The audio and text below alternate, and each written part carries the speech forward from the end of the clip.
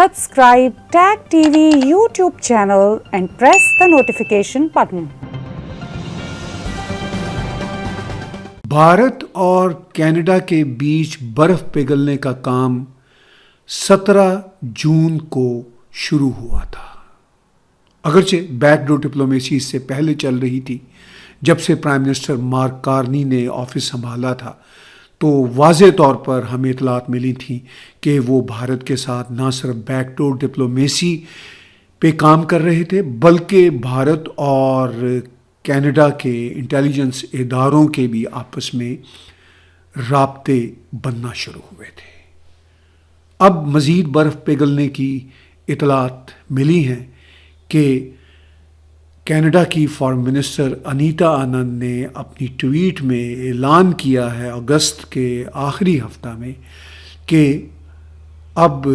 भारत और कनाडा एक दूसरे देशों में अपने हाई कमिश्नर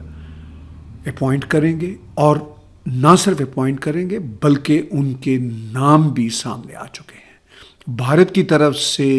दिनेश पटनायक जी का नाम सामने आया है जो बहुत ही सीजन डिप्लोमेट हैं। इस वक्त वो स्पेन में भारत के एम्बेसडर के तौर पर सर्व कर रहे हैं। इससे पहले वो जनीवा, यूके, बीजिंग और ढाका में भी सर्व कर चुके हैं। और कनाडा की तरफ से बहुत इम्पॉर्टेंट नाम एक सीजन डिप्लोमेट का सामने आया है, मिस्टर क्रिस्टोफर कूटर का नाम। क्रिस्टोफर कूटर 1998 से 2000 तक यानी उन 2 बरसों के बीच भारत में एज डिप्लोमेट सर्व कर चुके हैं और इसके साथ साथ वो इज़राइल, साउथ अफ्रीका के भी एम्बेसडर रह चुके हैं। दोनों बड़े इंटरेस्टिंग देश हैं। साउथ अफ्रीका के हवाले से उसका जो एक अपार्थाइड पास्ट है वो हमेशा हम सबको याद है। और इंटरेस्टिंगली साउथ अफ्रीका और इज़राइल के वही साउथ अफ्रीका के पास की वजह से बहुत इख्तलाफात हैं। हमास के ख़िलाफ़ जब इज़राइल ने ऑपरेशन शुरू किया तो उसके बाद चूँकि बहुत सारे फ़लस्तीनी भी मारे गए, अभी तक मारे जा रहे हैं, तो south Africa international criminal court के पास गया और वहाँ पे जाके दरख्वास्त की कि इज़राइल को फ़लस्तीनियों के कत्ल से रोका जाए। लेकिन ऑफ कोर्स इज़राइल का ये ऑपरेशन हमास की बदतरीन टेररिज्म के बाद शुरू हुआ था। तो बहरहाल इस्लामिस्ट हों या लेफ़्ट के लोग हों वो इज़राइल को आज भी एक अपार्थाइड स्टेट का नाम देते हैं। तो यूँ साउथ अफ्रीका और इज़राइल जिसको कुछ हल्के उसके पास की वजह से अपार्थाइड का नाम देते हैं, मैं इज़राइल को अपार्थाइड का नाम नहीं देता, लेकिन साउथ अफ्रीका में obviously in the pass apartheid की सिचुएशन रही है। तो बहरहाल जो कनाडा के अब एम्बेसडर भारत में अपॉइंट हुए हैं मिस्टर क्रिस्टोफर कूटर, वो इन 2 सेंसिटिव देशों में यानी साउथ अफ्रीका में और इज़राइल में कनाडा के एम्बेसडर रह चुके हैं। और अब अगस्त के आखिरी हफ्ते में जब ओंटारियो की गर्मी ने एकदम से दम तोड़ा तो ये एम्बेसडर्स की अपॉइंटमेंट की खबर बर्फ़ पिघलने की खबर की तरह हम तक पहुंची। अब मामला यह है कि क्या कनाडा और भारत के ताल्लुकात स्मूथ हो सकेंगे? हकीकत यह है कि 1970 से जब से भारत ने अपना पहला एटॉमिक टेस्ट किया था कनाडा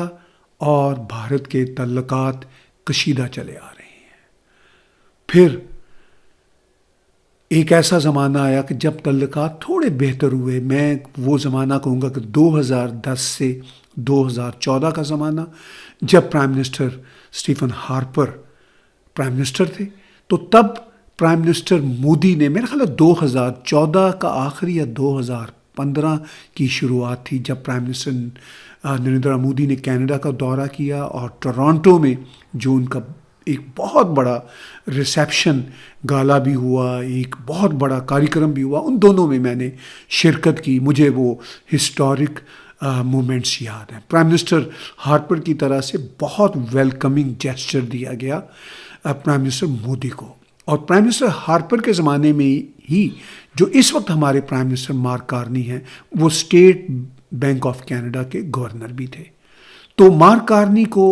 کینیڈا کی طرف سے بھارت کی امپورٹنس کا اندازہ تھا، بھارت کے ساتھ بزنس کی امپورٹنس کا اندازہ تھا. لیکن بدقسمتی سے جسٹن ٹروڈو نے اپنے ایگو سینٹرک، نارسسٹ اور بچکانہ رویوں کی وجہ سے بھارت کے ساتھ بری طرح تعلقات کو بگاڑا. حالانکہ کینیڈا بھی ایک بڑھیا ڈیموکریسی اور بھارت دنیا کی سائز میں سب سے بڑی ڈیموکریسی ہے. ان دونوں کے نیچرل تعلقات بہت اچھے ہونے چاہیے تھے، مگر خالستان کے ایلیمنٹ کی وجہ سے کنشکا بامبنگ سے لے کے نجر کے قتل تک کے جو واقعات ہوئے اور بہت سارے ایسے معاملات خالستان کی موومنٹ کے ساتھ جڑے ہوئے جو بہرحال بھارت کے لیے ان ایکسیپٹیبل تھے، ہیں اور رہیں گے، بدقسمتی سے کینیڈا کے پولیٹیشنز نے ان کو ہوا دی. اور پھر تعلقات اپنے انتہائی لو لیول کو گئے جب سپٹمبر 2023 کو اس وقت کے پرائم منسٹر جسٹن ٹروڈو نے کینیڈا کی پارلیمنٹ کے اندر کھڑے ہو کر کہا کہ ہردیپ سنگھ نجر کے قتل کے پیچھے کریڈیبل ان کے پاس انفارمیشن ہے، اللیجڈ جو بھارت کی سرکار کی انوالومنٹ کے حوالے سے. اب تک 4 اسٹوڈنٹس جو انڈین بیک گراؤنڈ کے ہیں اور یہاں پہ لاکھوں اسٹوڈنٹس انڈیا سے Canada during the past 8-10 years آئے ہیں، ان میں سے 4 اسٹوڈنٹ کو بھی گرفتار کیا گیا. ابھی تک یہ کنفرم نہیں ہے کہ نجر کے قتل کے پیچھے کیا موٹیوز ہیں. اینی ہاؤ، لیکن اس واقعہ کی بنا پہ بھارت اور کینیڈا کے تعلقات انتہائی نچلے سطح پہ گر گئے. اب جب پرائم منسٹر مارک کارنی نے پرائم منسٹر نریندر مودی کو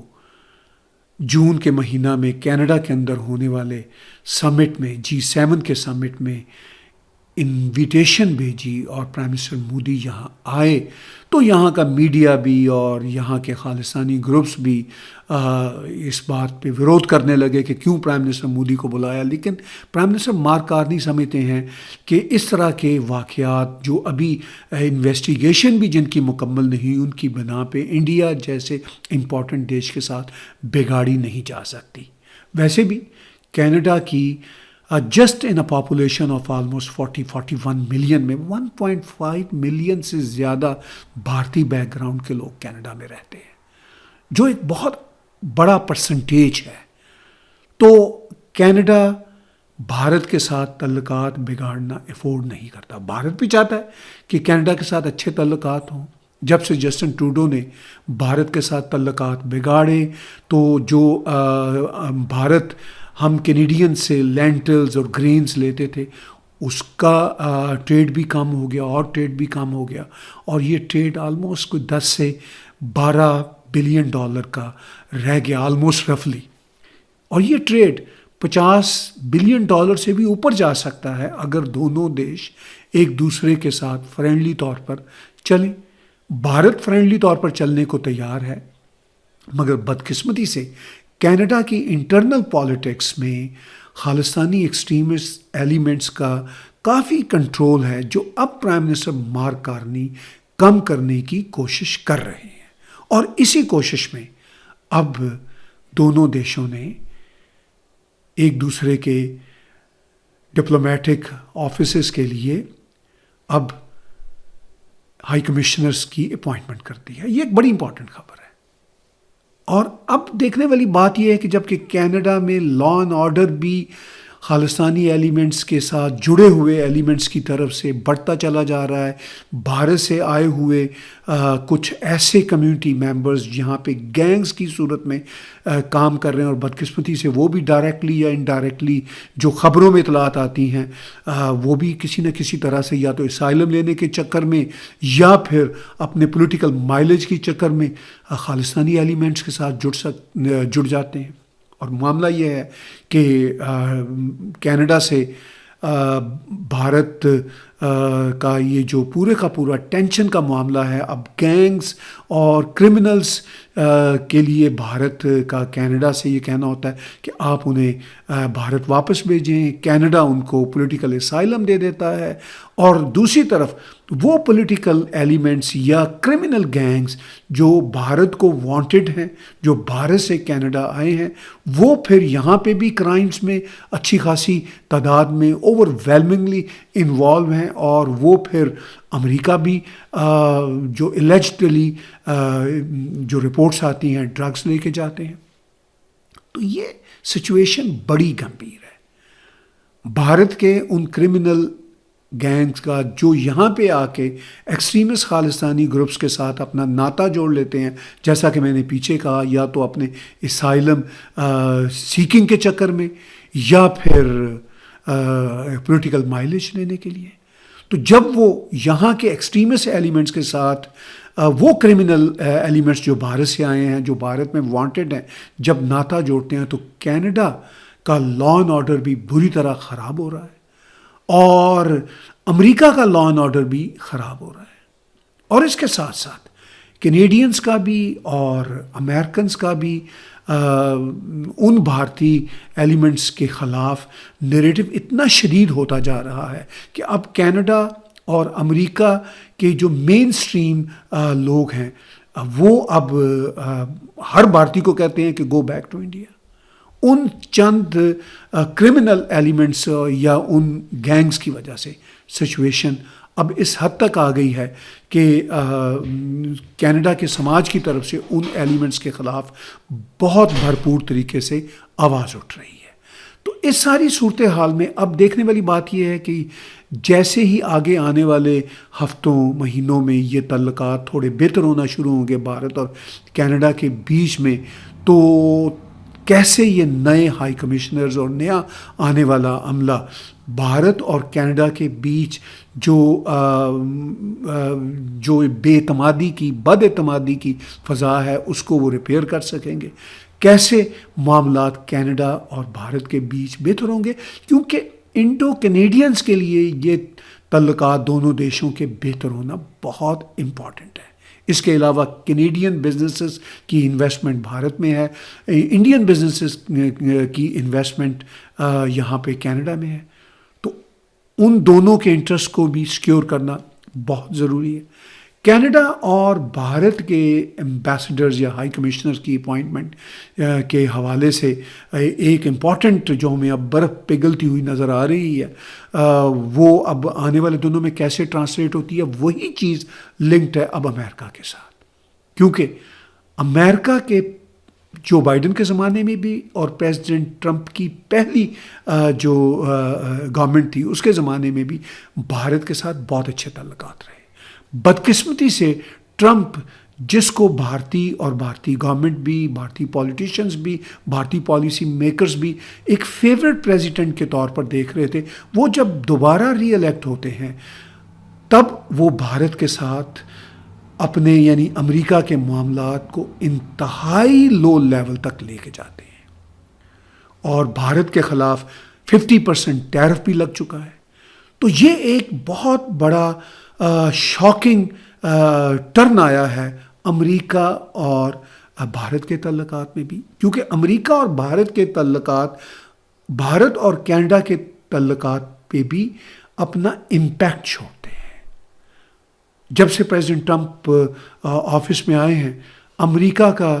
ایمبیسڈر ان انڈیا کوئی نہیں رہا، اس کی بھی ریسنٹلی اپوائنٹمنٹ ہو گئی ہے سرگیو گور کے نام سے۔ امریکہ کے ایمبیسڈر 38 ایئر ینگ چیپ جو ماگا موومنٹ کے امپورٹنٹ شخص ہیں، جو ٹرمپ کے بہت ہی زیادہ قریبی ینگ چیپ ہیں، اور ان کی ہسٹری یہ ہے کہ وہ ان کی والدہ رشین جو فیملی سے تعلق رکھتی ہیں، تو آف کورس ماں سے جوز بچوں کا تعلق ہوتا ہے تو بچے بھی جوز ہوتے ہیں۔ یہ ایک بڑا خوش آئند پہلو ہے کہ ازبیکستان میں پیدا ہونے والے سرگئی گور جو ہیں وہ اب एम्बेसडर امریکہ کے بن کے آ رہے ہیں بھارت، مگر وہ بھی ٹرمپ کی طرح ہارڈ لائن لینے والے ہیں، وہ بھی کوئی بہت کلیئر تھاٹس کے آدمی نہیں ہیں، ایموشنل میگا موومنٹ کے ایموشنل ممبر ہیں۔ دیکھتے ہیں کہ ایز ایمبیسڈر وہ کیسے سرو کرتے ہیں۔ ان کو ٹرمپ نے ایک بہت ہی امپورٹنٹ چارج بھی دیا ہے، South Asia, South East Asia کی ڈیسک کا ان کو ہیڈ بنا دیا ہے۔ تو یہ ایک اور بڑا پورٹ فولیو ہے سرگئی گور کے پاس، اور دیکھنے والی بات یہ ہے کہ وہ اس حوالے سے جب بھارت میں اپنی ایز این ایمبیسڈر پوزیشن لیں گے تب وہ پاکستان کو بھی ڈیل کر رہے ہوں گے، بنگلہ دیش کو بھی میرے خیال ہے ڈیل کر رہے ہوں گے، اور بھی آس پاس کے دیشوں کو ڈیل کر رہے ہوں گے۔ تو وہ پھر کیسے ایک ہی پورٹ فولیو میں بھارت کے یعنی امریکہ کے بھارت میں ایمبیسڈر کی حیثیت سے ان دیشوں کے ساتھ انصاف کر سکیں گے یا پھر بھارت کے ساتھ انصاف کر سکیں گے۔ اور بھارت اور امریکہ کے تعلقات بھی انتہائی ٹینس ہو چکے ہیں، حالانکہ 25 سالوں سے بھارت اور امریکہ کے فینومینل تعلقات تھے اور آہستہ آہستہ اپنی اونچائیوں کو چھو رہے تھے۔ تو ان حالات میں جبکہ اس وقت بھارت کے ایک امپورٹنٹ ڈپلومیٹ آلریڈی وہاں پہ امریکہ میں بھارت کے ایمبیسڈر ہیں مسٹر ونے موہن کوارتا جی، اب ٹرمپ کے خاص آدمی 38 ایئر ینگ چیپ جو رشین بیک گراؤنڈ کے ہیں، ازبیکستان میں پیدا ہوئے سوویت یونین کے زمانے میں 1986 میں، اب وہ امریکہ کے ایمبیسڈر بھارت بن کے جائیں گے جیسے ہی سینٹ سے ان کو اپروول مل جائے گی۔ تو اس ساری صورتحال میں اب کینیڈا میں بھی بھارت کے نئے ایمبیسڈر آ رہے ہیں، امریکہ میں آلریڈی بھارت کے ایمبیسڈر ہیں، اور کینیڈا کے نئے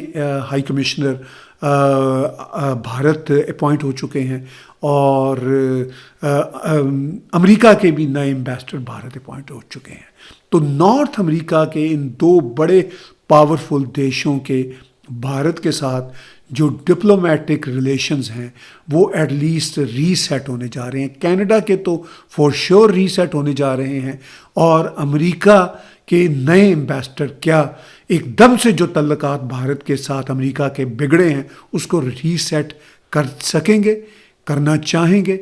اور پریزیڈنٹ ٹرمپ کی کیا ڈیزائر ہوں گی اس نئے ایمبیسڈر سے بھارت کے ساتھ اپنے تعلقات کو ریپیئر کرنے کے حوالے سے۔ تو یہ وہ منظرنامہ ہے جو میں آج کے ولاگ میں آپ کے ساتھ خصوصی طور پر پیش کرنا چاہتا تھا۔ آنے والے دنوں میں دیکھتے ہیں کہ جیسے ہی یہ اپوائنٹمنٹس اپنی اپنی پوزیشنز لیں گی، ان ریالٹی یہ ایمبیسڈرز اور ہائی کمشنرز ایک دوسرے دیشوں میں پہنچ جائیں گے، تب کیسے تعلقات بھارت کے کینیڈا کے ساتھ ریپیئر ہوں گے اور امریکہ کے ساتھ کیسے ریپیئر ہوں گے، کیونکہ جیسے کینیڈا کے ساتھ بھارت کے ریپیئر ہونے کے معاملات ہیں، اب امریکہ کے ساتھ بھی ریپیئر ہونے والا جو ہے وہ ایشو بن چکا ہے۔ تو آنے والے دنوں میں میں آپ کو اپنی کمنٹری کے ذریعے اس سچویشن سے آگاہ رکھوں گا۔ آپ ٹیک ٹی وی کی میری پرسنل انڈیپینڈنٹ جرنلزم کو سپورٹ کیجیے، ہمارے یوٹیوب کے چینلز کو لائک کیجیے، سبسکرائب کیجیے، اور اگر آپ ہمیں کنٹریبیوٹ کر سکتے ہوں تو ہمارے اسی یوٹیوب کے چینل پہ ڈونیٹ کے بٹن کو کلک کر کے آپ ہمیں کنٹریبیوٹ بھی کر سکتے ہیں۔